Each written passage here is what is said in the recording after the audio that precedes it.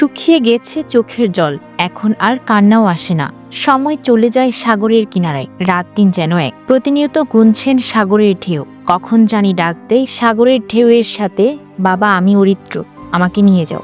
সে আশায় বিভোর তার পিতা সাকিব হাসান। এগুলো আমি কিভাবে ভুলবো? আমি ভুলতে পারবো এগুলো?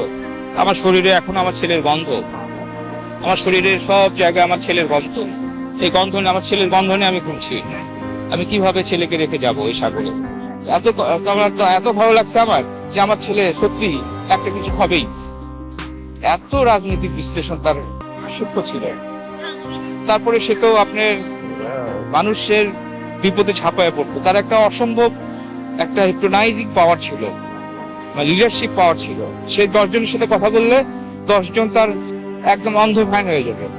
গেল 7 জুলাই সকাল বন্ধুদের সঙ্গে কক্সবাজার সমুদ্র স্নানে নেমেছিল অরিত্র। উত্তাল ঢেউয়ে হারিয়ে যায় সঙ্গে আরও 2 জন, সাতমান ও আসিফ। সেই দিয়েই উদ্ধার হয় সাতমানের নিথর দেহ। পরদিন সকালে ভেসে ওঠে আসিফ, কিন্তু ফিরেনি অরিত্র। 8 দিন পেরিয়ে গেলেও সমুদ্র যেন নিশ্চুপ, শুধু বাতাসে কানে বাজে এক পিতার কান্না। কিন্তু একটা সেকেন্ডের জন্য, একটা মুহূর্তের জন্য যখনই ভাবি যে অরিত্র নেই বা অরিত্রকে আর সামনে ওইভাবে দেখতে পাবো না, আপনাদেরকে আসলেও আমার বোঝানোর কোনো ক্ষমতা নেই। আমরা ওই ঘুরে ঘুরে সাগর পাড়ে আসে খুঁজছি ওকে, যে এই যে মনে হয় অরিত্র আমাদের কাছে চলে আসবে, এই মনে হয় অরিত্র ভেসে উঠছে ওই জায়গায়। সাগরের কিনারা ধরে ধরে হাঁটছি, কোথা যতদূর চোখ যায়, যতদূর পা চলে, আমরা খুঁজছি সাগরের পাড় দিয়ে। আর মনে হচ্ছে কিছু দেখলে মনে হচ্ছে কাছে যে দেখছি, যে দেখি ওইটা ওই কি দেখা যায়, ওটা কি ও নাকি।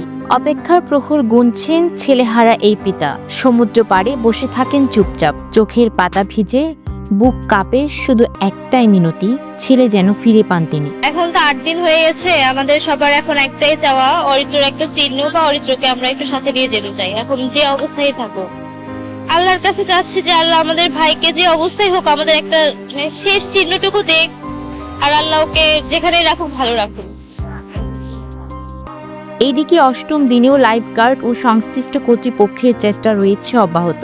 ড্রোন সহ নানা প্রযুক্তি ব্যবহার করে 20 কিলোমিটার রেস্কিউ করে চালাচ্ছেন খোঁজ, এমনটাই দাবি লাইফগার্ডের। ধরে লাইফগার্ড সদস্যরা আপনার উদ্ধার কাজ তৎপরতাভাবে চলতেছে। জেলা প্রশাসনের কর্মকর্তাকে নিয়ে আমাদের লাইফগার্ড সদস্যরা সবাই মিলে উদ্ধার কাজ অলরেডি চলতেছে। আমরা বিভিন্নভাবে চেষ্টা করতেছি কিভাবে শনাক্ত করা যায়। সন্তান হারানোর বেদনা কারো কাঁধে না যাক, আর নিরাপত্তা নিশ্চিত হোক, সেই প্রত্যাশা সকলের।